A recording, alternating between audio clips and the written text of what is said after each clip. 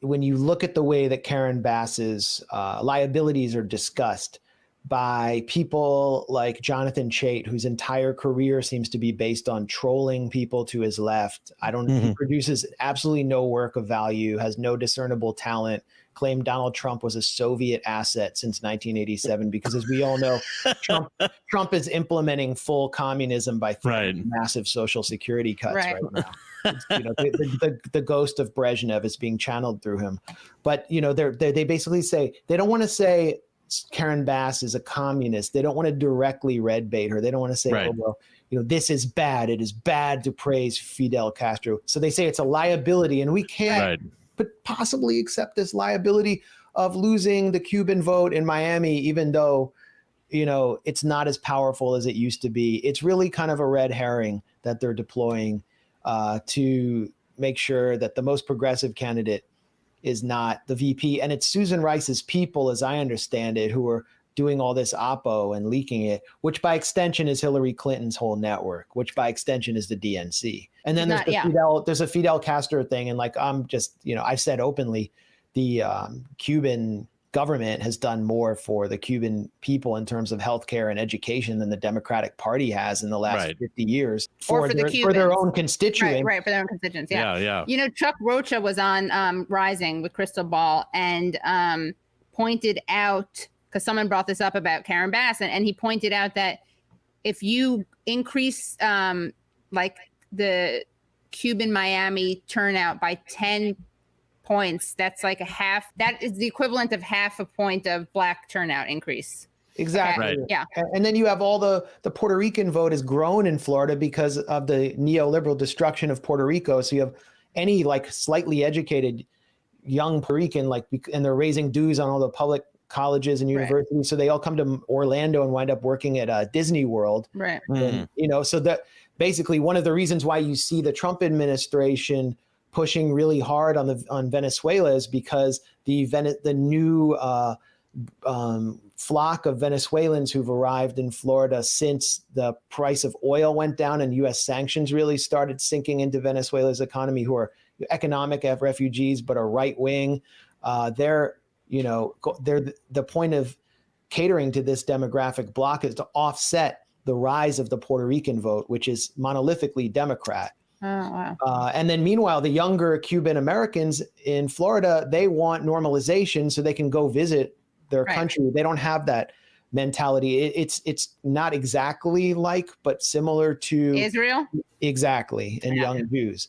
Yeah. So, and I've seen them at the airport, they'll be in the line to go on flights to Cuba, LA and Miami. It's younger Cubans, and they're not really freaking out about communism. So that's this. So it's so phony. The attack on Karen Bass is so phony. And then you have Susan Rice, who is, if Tulsi Gabbard was right that Hillary was the queen of all warmongers, then Susan Rice is like the princess of warmongers. Yeah.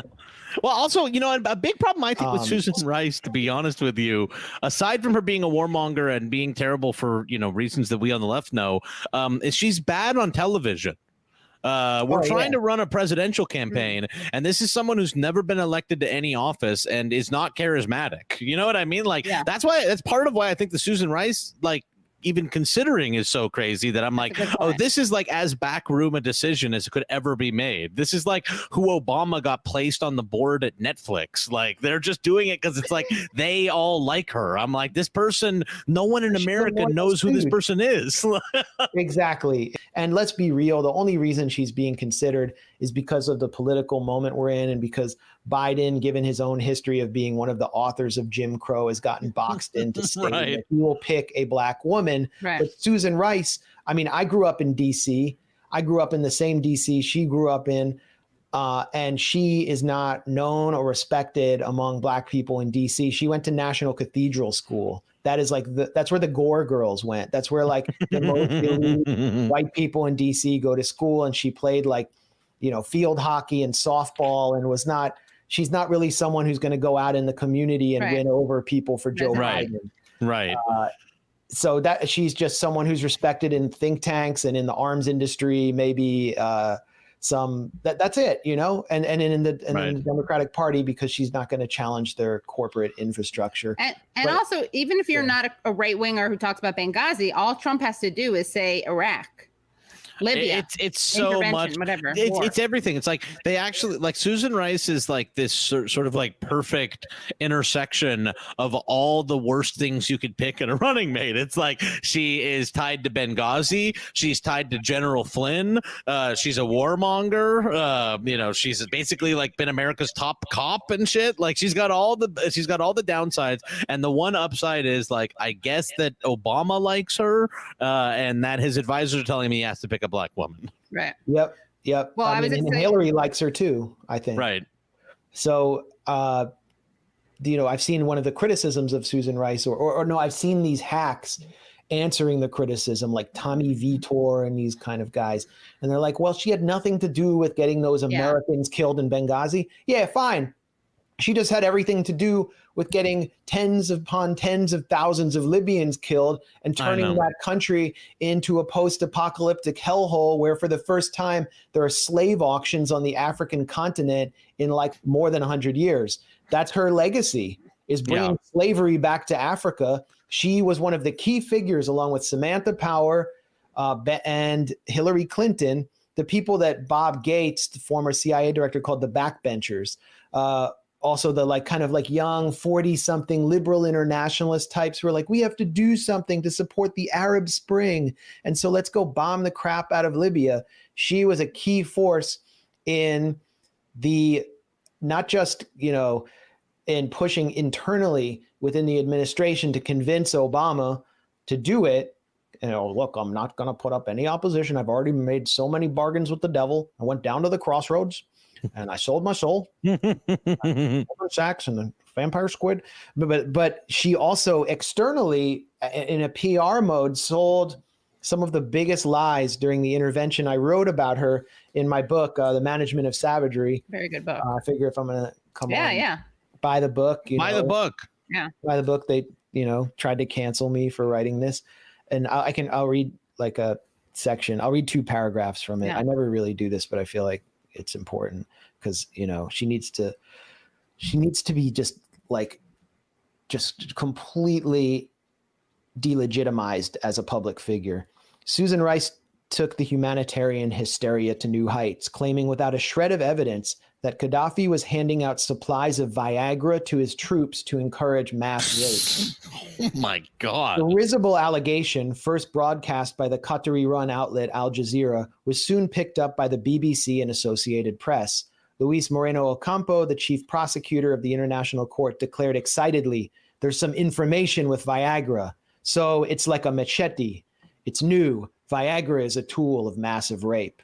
I mean, I don't need to go on, but Susan Rice deployed one of the most ridiculous Kuwaiti babies and incubators, WMD lies of the Libyan intervention shamelessly. Wow.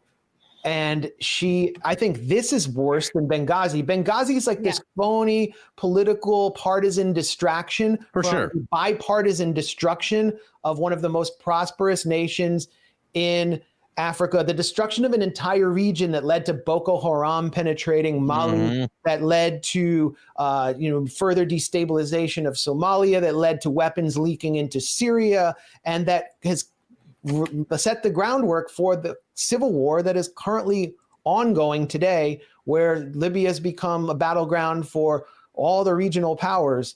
This is the legacy of Susan Rice that will never get discussed in our media. Right. It is another kind of example also of the Clinton the Clintons being able to take advantage of a legit, like, vast right-wing conspiracy type of mentality around them. But there's truth, like right next to it is truth. Do you know what I mean? Like Vince Foster, they didn't get Vince Foster killed. And like the Benghazi thing is ridiculous, but they did destabilize that country and reintroduce a booming slave. It changed my whole way of looking at politics when I started really seriously looking at Benghazi, because at the time I was writing, Goliath, this book on Israel Palestine, which also relates to Susan Rice. We can talk about that. But once I realized how everyone was talking about Benghazi, everyone was worked up about it in Washington, but nobody gave a fuck about what really happened in Libya. Then I started looking at all these other scandals or pseudo scandals. I looked at Fast and Furious, and everyone was just like, "Oh, that's just crazy." Daryl Issa being no, that was a huge scandal. The U.S. effectively armed the Sonora cartel.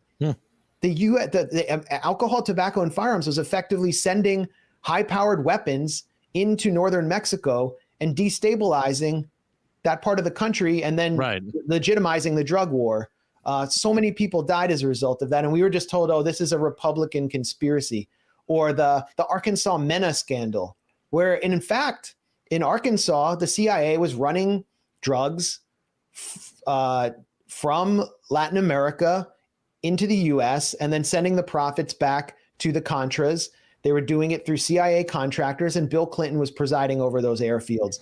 I mean, it's like you think you're crazy, and then there's a Tom Cruise blockbuster Hollywood action film which shows it, and even includes Bill Clinton making a phone call to cover the whole thing up. And I thought that was just a crazy Republican conspiracy. So like when you see everything through a partisan lens, then you just see all these pseudo scandals, and you don't really see that this isn't about Bill Clinton or the Democrats or the Republicans. It's about an empire that just preys on the rest of the world. And Susan Rice is just such a loyal servant of that. That's why she was rewarded at Netflix, along with the Obamas. What did they get? $100 million to be doing creative content for Netflix? And like, well, which by the way, you know, you said her legacy is Libya, but her legacy is also that she was at Netflix when Tiger King came out. So that was pretty popular. You know, did she have a role in that?